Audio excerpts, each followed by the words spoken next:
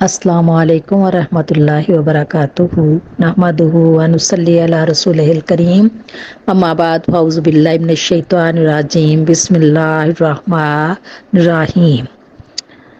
میرا آج کا موضوع ہے زبان کی حفاظت کرنا۔ رسول اللہ صلی اللہ علیہ وسلم فرماتے ہیں، اللہ کے ذکر کے سوا زیادہ باتیں نہ کیا کرو، کیونکہ کلام کی کثرت دل کو سخت کر دیتی ہے اور سخت دل والا اللہ تعالیٰ سے بہت دور ہو جاتا ہے۔ فرمانے مبارک ہے، تم مجھے اپنی زبان اور اپنی شرمگاہ کی حفاظت کی ضمانت دو، میں تمہیں جنت کی ضمانت دوں گا۔ عزیز سامعات، حضرت امام غزالی رحمۃ اللہ علیہ نے زبان کی 20 بیماریاں تحریر فرمائی ہیں۔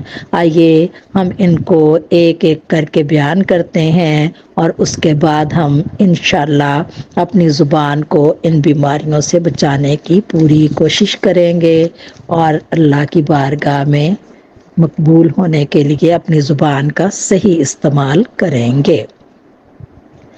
امام غزالی فرماتے ہیں، نمبر 1 بے فائدہ کلام کرنا، نمبر 2 ضرورت سے زائد کلام کرنا، نافرمان لوگوں کے اور ظالموں کے بیہودہ قصوں کو بیان کرنا، بحث مباحثہ کرنا، نمبر 5 لڑائی جھگڑا کرنا، کلام میں بناوٹ کرنا جس کو تصنع کہتے ہیں، گالیاں بکنا، بد زبانی کرنا اور بڑوں کے ساتھ بدتمیزی کے کلمات نکالنا، لعنت کرنا، یہ عادت عورتوں میں بہت ہے، گانا اور خلاف شرع اشعار پڑھنا، حد سے زیادہ ہنسی مذاق کرنا، کسی کے بارے میں ایسی بات کرنا جس سے اس کی تحقیر ہو، کسی کا راز ظاہر کرنا، جھوٹا وعدہ کرنا، جھوٹ بولنا، البتہ 2 مسلمانوں میں صلح کروانے یا مظلوم کو اپنا حق لینے کے لیے جائز ہے، غیبت کرنا یعنی کسی کی پیٹھ پیچھے اس کی بات اس طرح کرنا کہ اگر وہ موجود ہو تو برا مانے،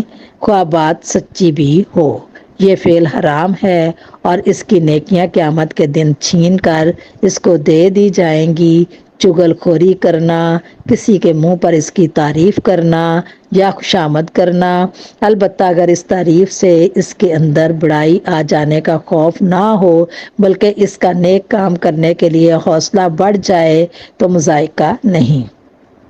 بول چال میں باریک غلطیوں کا خیال نہ رکھنا، مثلا اکثر لوگ کہہ دیا کرتے ہیں کہ حضرت آپ کے منہ سے جو دعا نکل جائے گی وہ ضرور قبول ہو جائے گی، یا اور اوپر خدا اور نیچے آپ ہمارا سہارا ہیں، یہ سب باتیں شرک کی ہیں۔ نمبر 20 عوام کا علماء سے ایسے سوالات کرنا جو ان کی اپنی ضرورت سے تعلق نہ رکھتا ہو۔ علاج یہ ہے، زبان کی سب بیماریوں کا علاج یہ ہے کہ جب بولے یہ سوچ کر بولے کہ جو بات کرنا چاہتا ہوں ہمارا رب اور ہمارا مالک اس بات سے خوش ہوگا یا ناخوش ہوگا۔ اگر خوش ہونے کا دل میں جواب آئے تو بات کرے اور اگر ناخوش ہونے کا اندیشہ آئے خاموش رہے۔ شیخ سعدی رحمۃ اللہ علیہ فرماتے ہیں، بغیر سوچے بات مت کرو اگرچہ دیر تک خاموش رہنا پڑے۔ ایک حقائق کے مطابق کہ زبان کی کس قدر حفاظت کرنے کا حکم ہے یا اس کو کس طرح حفاظت زیادہ سے زیادہ کرنی چاہیے۔